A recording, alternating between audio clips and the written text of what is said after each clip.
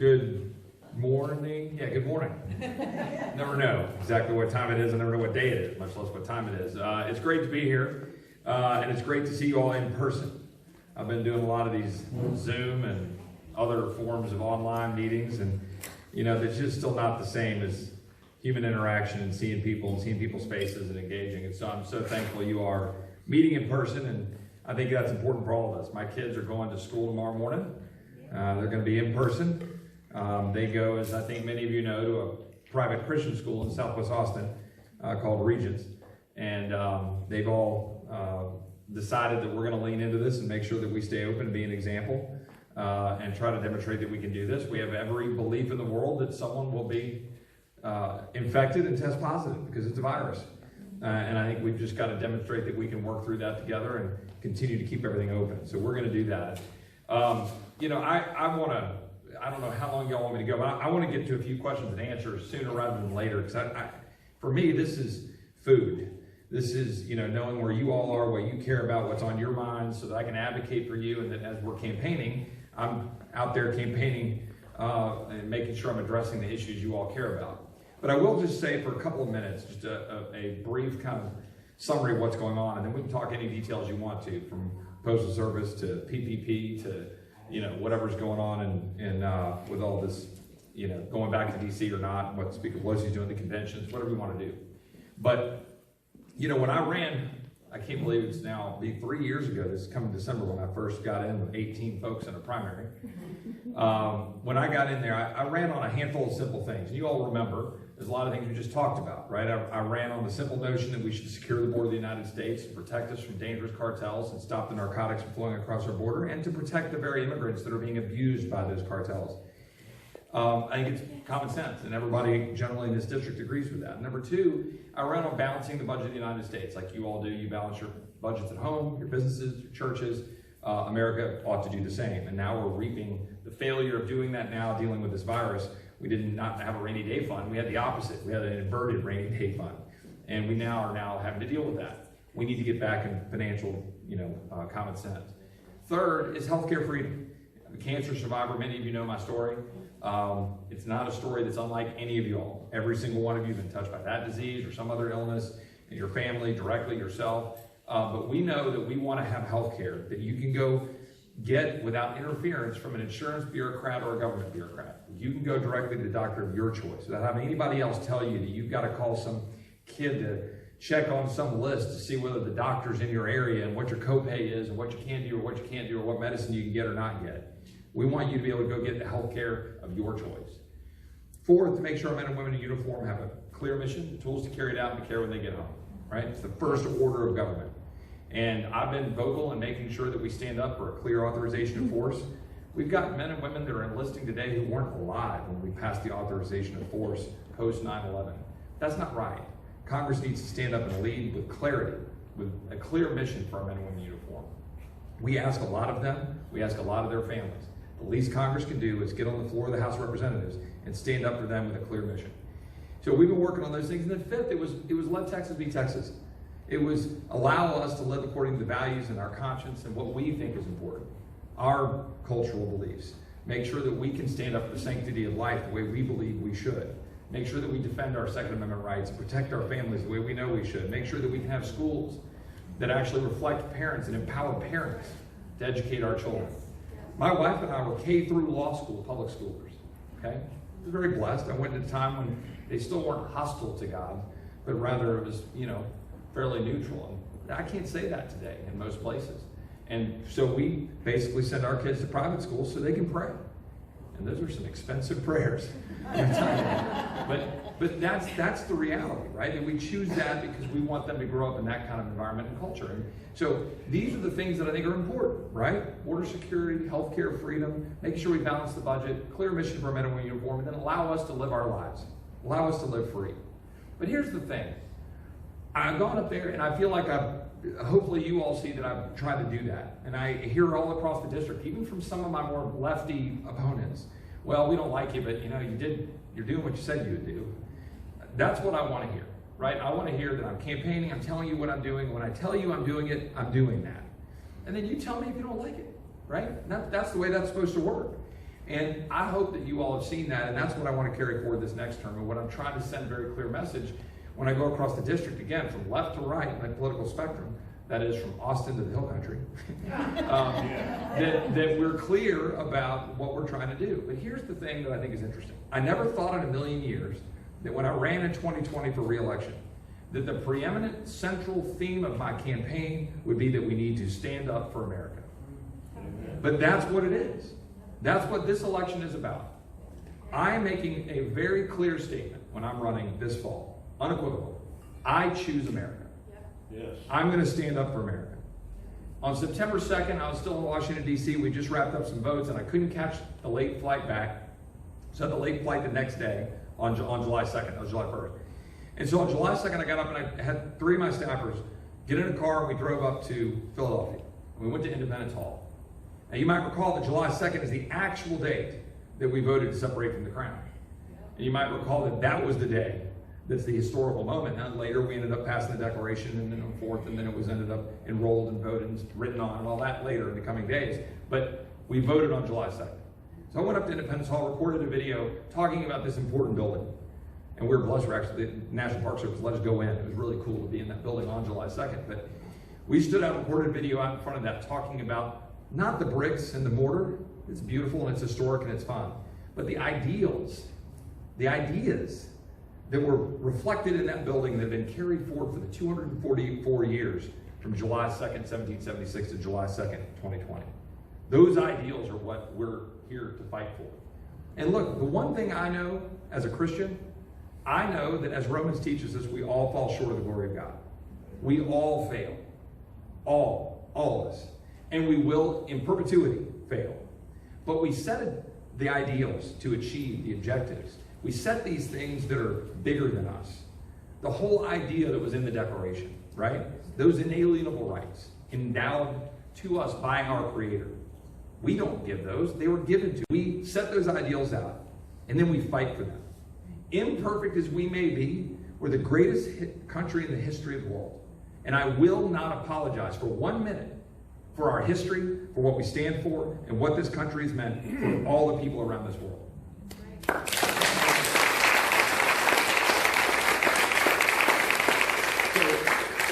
I went from there and I recorded a video at Fort McHenry where Francis Scott Key wrote the Star Spangled Banner. I went to the Lincoln Memorial, went to the Jefferson Memorial, I went to Teddy Roosevelt Island, to the Roosevelt Memorial, went to the Washington Monument. A couple of weeks later, my kids, Charlie and Virginia, were with me in D.C. for a series of votes. We went to Mount Vernon. I recorded some videos there. Back in the district, I recorded videos at the Alamo. And then interestingly, this last week, I just recorded a video. I don't know if we put this one out yet, but I recorded a video out at the LBJ Ranch. Now, in all those other videos, right, I was extolling, I think, the very strong ideals that I believe were reflected by Jefferson and Lincoln and Roosevelt. Again, flawed human beings, but people that set out those ideals that we wanted to go achieve. But what the point I made, because I represent Johnson City and I represent the ranch, it's National Park Service there. You guys have probably all been there at least once. And I went out there and I took a video out there. I took my son, my godson was with me actually. And my point was simple. This was a man who was the President of the United States. He took over after the assassination of Jack Kennedy here in Texas, in Dallas, when the nation was healing and dealing with the assassination of our president. He signed the Civil Rights Act. He signed the Voting Rights Act. Now, I can say a lot of positive things about those things. I can say a whole lot of negative things about the Great Society, the expansion of the welfare state, his philandering, his notorious racist commentary. I don't believe we should cancel the Johnson Ranch. I don't believe we should tear down the Johnson Ranch or burn it down or destroy it. We should go out there and we should look at the greatness of the man and the failures of the man. We should look at the greatness of our country and the shortcomings of our country in the context of the time, and we should march forward together, unapologetically proud of what the United States continues to mean for people around the world. Yeah. And that's a message, again, I'm going to continue to run on. Last night we had a rally, I think a couple of you might have been able to make it, to Back the Blue in San Antonio. Let me be also, I can't believe I'm actually running on this year, but emphatically standing alongside our men and women in blue to defend our communities and keep our communities safe and secure. I will not back away from that. I'm running on a politics. We got to put phenomenal turnout. We had about, 250, 300 people. We were at a great restaurant north of San Antonio. There was probably 10 noisemakers out on the street that were out there protesting. And we had a great environment where we had Steve Allison was there, and we had the San Antonio Police Officers Association and myself and some others. And it was what you'd expect, right? American flags and flags with the thin blue line. My grandfather, as many of you know, was a chief of police in Sweetwater, a small West Texas town. My great-great-grandfather was a Texas Ranger in Travis, Hays, and Blanco counties. Let me just state for the record, I'm proud of the Texas Rangers. I stand alongside the Texas Rangers. And let's be clear, and I said this last night, and people say, well, you shouldn't politicize the police. I mean, at the end of the day, I'm proud to have the endorsement of virtually all the law enforcement organizations throughout this district. We've spent a lot of time meeting with all the sheriffs of every single county and the police departments of every city, because I want it to be very clear that we stand alongside them. And let me be clear, Wendy Davis does not. Wendy Davis has not said a positive word about law enforcement. Wendy Davis has not said a negative word about Antifa. And the leftist radicals and Marxists that are trying to destroy our communities, the Austin City Council wants to help them. The Austin City Council just cut the police department by 35% funding, $150 million. I mean, that's an extraordinary number. They had to cancel their incoming recruiting class. They had to cut funding from 911. This is what your radical leftist Austin City Council is doing.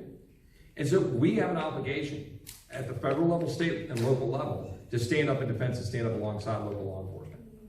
This election, I mean, we always say this every 2 years, the most important election of our lifetime. I mean, here we are. Can anybody say this isn't the most important election of our lifetime at the moment? I mean, what we're facing is an assault on our values.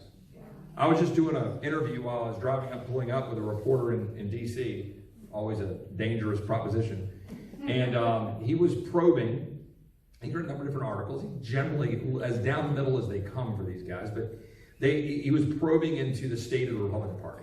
So what does the Republican Party stand for? He said, I just talked to a bunch of high schoolers a couple days ago, and one kid asked, he goes, well, I'm not sure, what does the Republican Party stand for? And he was asking me to go down that road. And he was saying, I know 10 years ago you had the Tea Party wave, and we know, Reagan and this and that, but what is it today?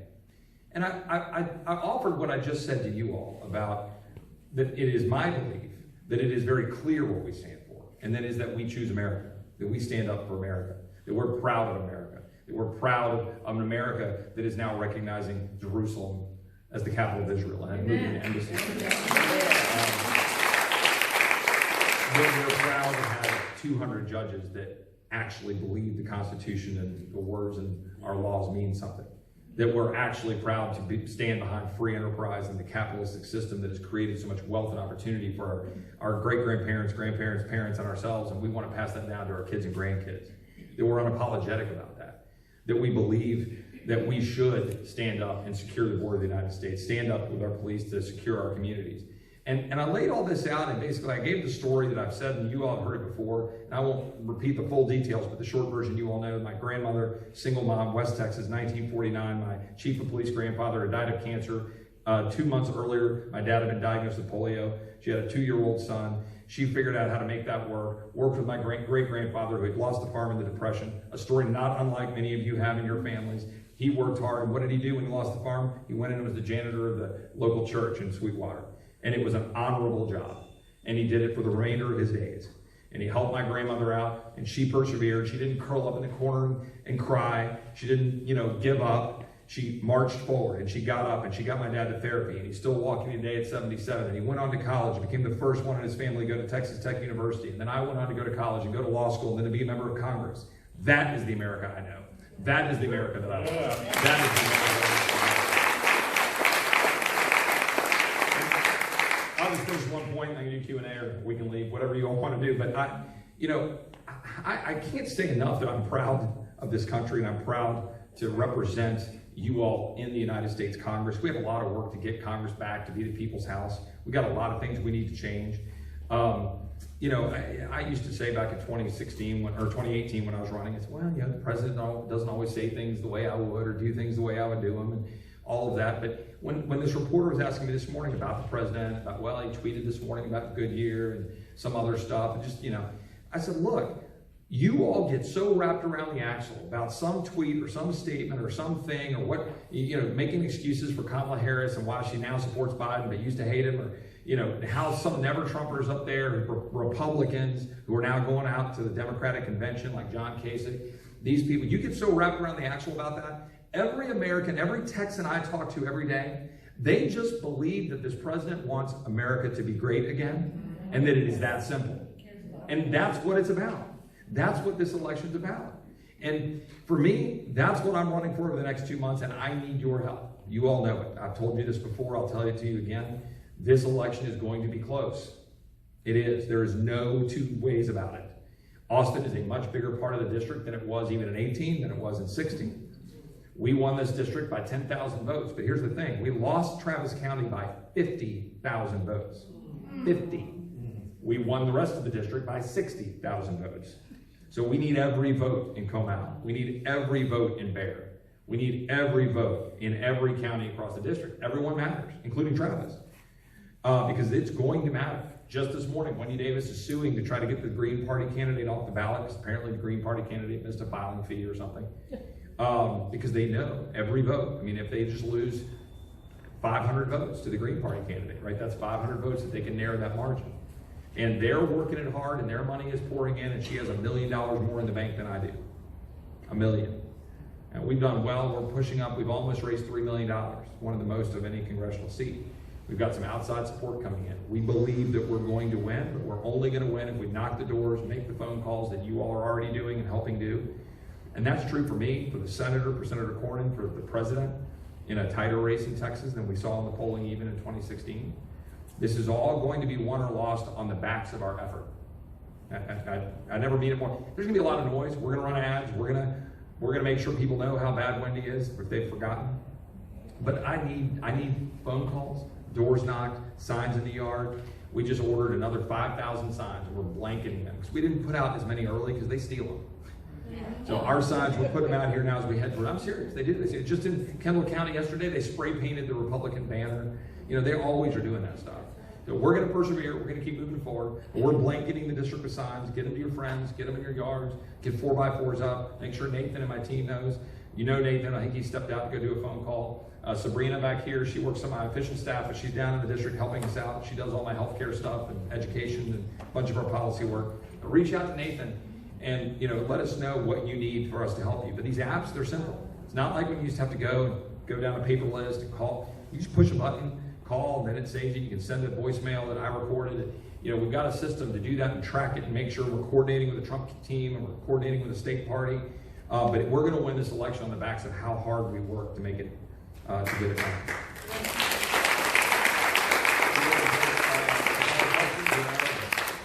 Does anyone have a question? Handful of questions? Yes. Yeah, and this may not even be directed towards you, but people probably don't know this, but George Soros gave over $1 million to the Justice and Public Safety Department in Texas. And so Governor Abbott, I think, has swung because of some of this money. And that's why he's closed like the bars and everything else and popped the mask on all of this stringently. So I'm wondering if there's any kind of effect that you know of that might change how he, maybe to change how he's thinking. Because I have the paperwork right here, and that's been put on Unmasked Texas on Facebook, as well as you can go look it up. And there's also been direction that said that he's taken money directly from George Soros. So there's anything that can be done to change some of his thought process because of that? So there's a couple of issues at play. I'm in fairly constant contact, frankly, pushing on and working with the governor's office about my views and thoughts on all of these matters. I've sent a letter to TABC saying that the 51% alcohol rule is unfair and it's killing a lot of businesses. I've been, I'm on record publicly saying that. And I believe that we need to open up, and I've been on record very early saying we need to be open, careful, safe, do all the things we want to do. My dad's 77, my mom's 71. I didn't see him from Christmas to July 4th. We're trying to figure out how to keep them safe and protect them. My kids are going to school tomorrow. We got to open up. I mean, it's the thing. That's what we have to do. One of the things that's important here, because you're raising two issues, well, 2 or 3 or 4 issues. One is the George Soros point.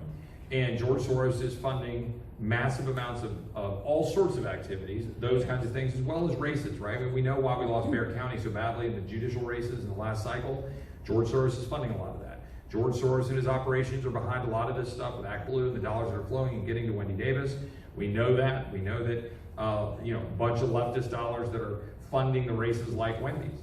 And let's remember who Wendy Davis is, right? She didn't just filibuster for abortion, okay? I'm pro-life, very publicly so, but it's not like she just stood up and made a passionate case for abortion generally. She was on the floor of the Texas Senate filibustering for third trimester abortions, right? This is a woman who would get right in bed with Nancy Pelosi and everybody in DC. Nancy Pelosi will not even let us have a vote on a bill to save those who are born alive, right? We have a bill, we've been saying we want to bring it to the floor. We tried to bring it to the floor, 100 and something times, and they've objected every time. This is Wendy Davis. That's who she is. This is a woman who wore an unmentionable hat on the steps of the state capitol a mere 3 years ago. Literally, a former Texas state senator. I mean, I can't even say what she's wearing. I said that and I gave a speech talking about body parts, and my cute little daughter yesterday came by and she said, "Why was Wendy Davis wearing a leg on her head?" I didn't diffuse her of that belief, but this is real, right? This is what's happening. This is a woman who will not say anything positive about the police. This is a woman who refuses to call out Antifa. This is a woman who has publicly stated she's proud to be saddling up with the Brady campaign to take away our Second Amendment rights, who, by the way, campaigned as a pro-gun Democrat in 2014 against Greg Abbott. This is a woman who has clearly sided with the left with respect to oil and gas and ending fracking. Joe Biden, Kamala Harris are saying we're going to end fracking. You're ending the very revolution that's giving us this energy independence and strengthening our economy in Texas and in the country, and by the way, also lowering CO2. They want to end that. And Wendy Davis would be right there alongside of it. And I go down list after list.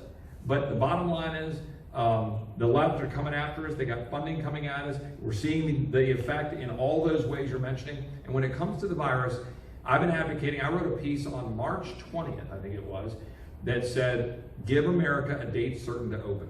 That was in the middle of our 15 days to flatten the curve. We're now on day 190 on 15 days to flatten the curve. And Texas, by the way, if you look at the data, appear to be over the hump. We appear to be coming back down. And if you believe the data like I do, that we're starting to achieve something in the zip code of herd immunity and starting to build our immune systems, be able to get out and about, I'm very bullish about where we can go and get our economy ramped back up again. And I think at the end of the day, America's going to be stronger for having worked through this and getting through to the other side. That was a quite good question. Any other questions? Where do you stand on forced immunization for coronavirus when that vaccine comes out? The question you couldn't hear was, where do I stand on forced vaccinations, forced immunizations? I'm against it. I don't want the government. Look, I can tell you this. I'm not going to do that. I'm certainly not going to be a guinea pig or have my kids be a guinea pig, especially for, they're trying to jam a vaccine through quickly. And I understand why, but everybody's now currently sort of allowing a vaccine to become the end-all be-all as opposed to getting back to the saddle and getting out and doing our work and protecting the vulnerable, but recognizing it's a virus and keep ourselves safe and so forth. And when a vaccine's developed, great, I'm happy to look at it. But, my dad, as I said, had polio. I'm very thankful and blessed that Jonas Salk and then came up with the polio vaccine. So I'm pro-vaccine, but I'm pro-parental rights. I'm pro-individual freedom, and I want us to choose. I want to look at the science. I want to decide what's in my best interest. I'm sure as hell not going to allow a government bureaucrat to come in and tell me what I'm going to do with my kids or me. Period. Just not going to happen. Trump has had a tough 4 years getting anything done, period. Our Congress, Senate, whatever. If he's reelected, which we think he will be, what do you see the next 4 years looking like? More of the same. Well, the question was, the president's had a tough time getting things done over the last 3.5 years. What happens, after November? Well, obviously that depends in great lengths on what happens in November with respect to the House and the Senate. Right now, Nancy Pelosi obviously is running the House with an iron fist and is obstructing at every turn. There's not a lot we can do about that besides have, in my opinion, we need better messaging and better vocal fights by the Republican conference as a whole. And when I'm reelected, and when the president's reelected, whatever the state of the House is, whether it's flipped Republican, which is a big lift because of the numbers we'd have to achieve, or whether it's still Democrat-led and run by Speaker Pelosi, I am going to be a much more even louder, forceful advocate than I was when I got there, and I was pretty loud right out of the gate, demanding that we stand up and push behind an agenda in concert with the president. And frankly, work alongside and continue to work with the president to make sure we've got a strong agenda that extends beyond even his next 4 years and beyond. We've got to win the minds and hearts of the next generation of kids. We got to make them understand that we do stand for America and the prosperity that we get when we do that. Healthcare freedom, border security, all these things go to the heart of who we are, and we need to go fight for those things. The Senate also needs a kick in the pants. They've left a lot on the table. When the Senate Judiciary Committee and Lindsey Graham, they should have been pounding the Department of Justice and pounding to get to the root of the heart of all that we know that was corrupt at the Department of Justice. The Attorney General Barr, they're all working hard to do it, but they needed help with public hearings coming out of the Senate, and the Senate didn't do enough there, in my opinion. So there's a limit. I'm 1/435th of 1/2 of 1/3, which tells you how insane it is that I'm running and doing. No, but you can have an outsized influence when you get in there. And so look, I'm very proud of passing frankly, a bipartisan bill in June. I'm a little backbencher Republican. I passed the PPP Flexibility Act of 7 pages. All of these small businesses that you talk to in all of our communities, you go talk down to Krause's, go talk to all these different restaurants, the Cortez family, Mi Tierra in San Antonio, they're all dying on the vine because of these 51% rules, because of all the shutdown, because people aren't going to restaurants, they're dying. And that with that PPP bill that was passed in March, the Paycheck Protection Bill, it wasn't flexible enough for these restaurants. So I worked with a Democrat. We forced a vote on it, and we got it passed, signed into law by the president on June 5th or something. And I'm proud of that. I mean, it's not partisan. And it just goes to show you that you can get things done and be ideological. I mean, I'm an unapologetic conservative. I'm not going to shy away from all those things I ran on. But when you got something over here, you say, well, we need to get this done, let's go do it. I'm not going to let Nancy Pelosi drop a $3 trillion HEROES Act. It's got some funny, awesome sounding name on a Friday night and say, here you go, take it or leave it. And then walk away from our job to try to actually help the people who need it. Right now, for example, why did we adjourn? She's calling us back on Saturday for this post office thing she wants us to vote on. But yet we adjourned and weren't going to do anything to continue to help these small businesses as we left in August. Do you know for the 180 days between March 15th and September 14th, we will have voted on the floor of the House a total of 18 of those 180 days. Saturday will make 19 if we do it. That's unconscionable. That is a complete abdication of the responsibility we have to represent the people. All right, yes ma'am. On the postal thing, I received a message and I put it out to a lot of people where a lady is talking and showing her brother's a Democrat, she's a Republican, and she's showing the mail-in voting ballots and how it is marked with an R or a D on the outside flap that when they mail it, so that when it goes through the post office, the Democrats in the post office can chuck that right out. So how are they going to keep that part honest? How are you going to keep Pelosi from making everybody do mail-in voting? Well, I know that, and I hear this throughout the district about concerns about mail-in voting. And let me just say, when people push back and tell you that there's no fraud, let me point to an example of the Attorney General, Ken Paxton, put out a statement a while back demonstrating that if you look at the cases from 2005 to 2020, there's been somewhere in the zip code, I can't remember the numbers, not in front of me, but like 650 incidents of fraud that they've pursued and gone after at the AG's office, of which 2/3 of them were mail fraud. And when they look at it, the prosecutors and the lawyers there in the Attorney General's office have to deal with this, that mail fraud is the easiest to carry out and the hardest to catch. In other words, they think that whatever we catch, there's a lot more of it. In other words, it's very difficult when these mail-in ballots go to places and then they go to a dead relative, or they go to someone that, and there are honest mistakes and all of that, right? But there's dishonest mistakes in that too. And so that stuff goes out. It's very easy for someone to grab that and then put it in another ballot. Or maybe it's a second home. Maybe your primary residence is in, North Carolina, but you have a second home in Texas and you shouldn't be voting here. All of those things. And so I do think that the Attorney General, I know, and I've talked to him personally about it, is adamant about fighting this, and that they've been obviously going to court. And we've had, some decent rulings here about trying to push back and make sure that we do the right thing. And look, I think it's also important for us to be very open and make sure all of our compatriots in the community know that early voting starts a week earlier. There's plenty of time, over 3 weeks in October, to go maintain the same 6 feet of distance and the same mask wearing that you do when you go to HEB, or you go to church, or you go to whatever you're doing in your communities, and that it is perfectly fine, and that we can have a much stronger and better, reliable, and honest election if we get people out. We need to, to some degree, also win the messaging war on that while we're fighting the legalities. But I know the president's concerned about it and working on it. I know that the administration is. I know that Governor Abbott and Attorney General Paxton are concerned about making sure we protect the integrity of elections. And that was part of what moving the early voting up and then trying to tamp out the possible abuses of mail-in ballots. Any other questions? Yes, sir. What can we do from a federal point of view regarding funding to the ultra-liberal land grant colleges that permeate our country right now? I mean, given that college professors are by and large very liberal. So the question was, what can we do about all the federal dollars that are going to, he said, liberal land grant universities, and I would say universities of all kinds, whether they're land grant or not.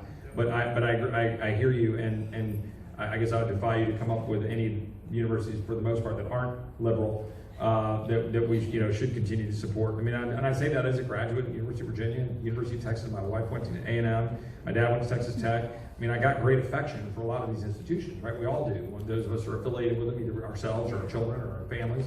But you know what? We're allowing them to rule the roost. We're allowing them to rule over us. And frankly, I'm going to say something that's going to sound a little unpopular here. We do that in part because we get suckered into wanting to watch college football on Saturday. And we get suckered into the sort of the whole alumni thing. Like, man, me too. I get it. I mean, it's one of the things I've been rattling about a little bit. It's like everybody's heads were exploding because college football might not occur on Saturday, but restaurants down the street are dying on the vine. Right. They literally are closing down. And so I just want a little perspective here about what's important. And let's remember that these institutions of higher education are indoctrinating the minds of our kids, and we're letting them do it. And by the way, let's go lower than the universities, to the K through 12, as Lonnie was appropriately discussing earlier. This is a real problem, and you look at Twitter. Just this last week, I saw a number of different tweets by these guys, actual teachers, saying, well, what are we going to do now with this video stuff, and his parents might actually see what we're doing. I mean, seriously, these are real conversations. This is not the stuff they whisper at the coffee shop in Austin with all their little skinny jeans wearing buddies.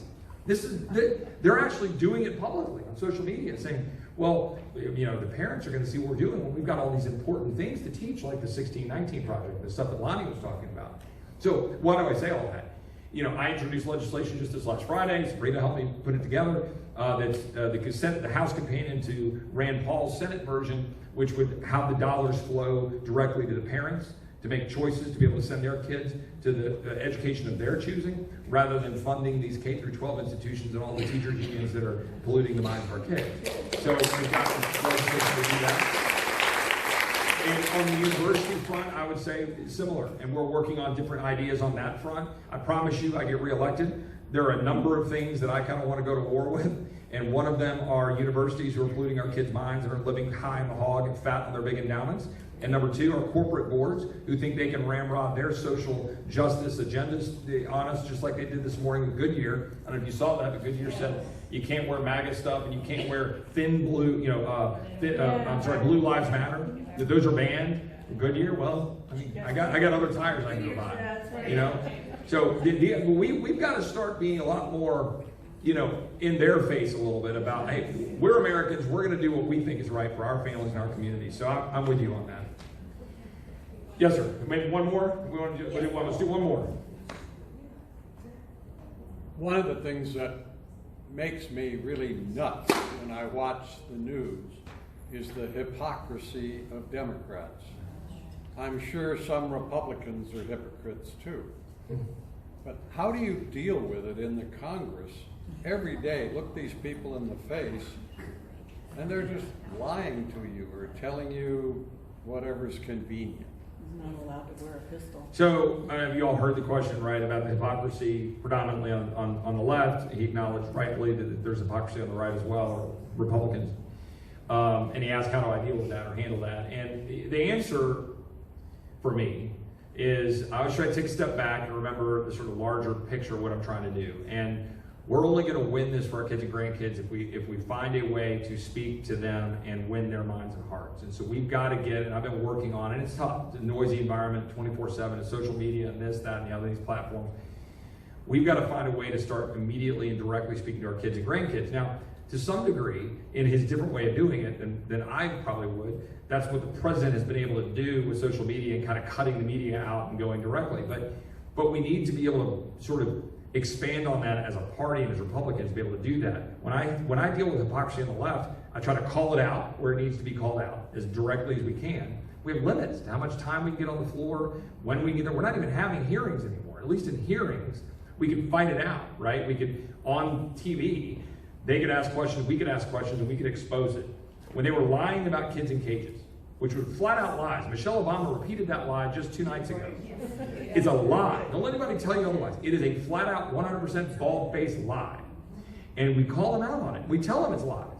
Your administration built those rooms with chain link barriers. Your administration did it. And I'm okay with that because they were there for airflow, security, safety, so you could have kids in there and you could see them in these big rooms with air conditioning and trying to help them.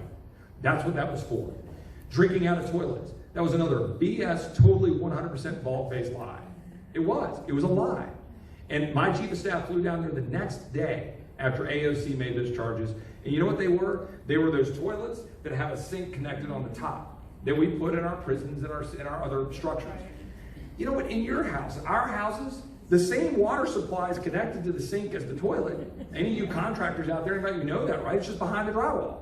The idea that you're drinking out of toilets. It was a lie. It was a purposeful lie. So we called them out on that. We go to the floor and we call them out on it.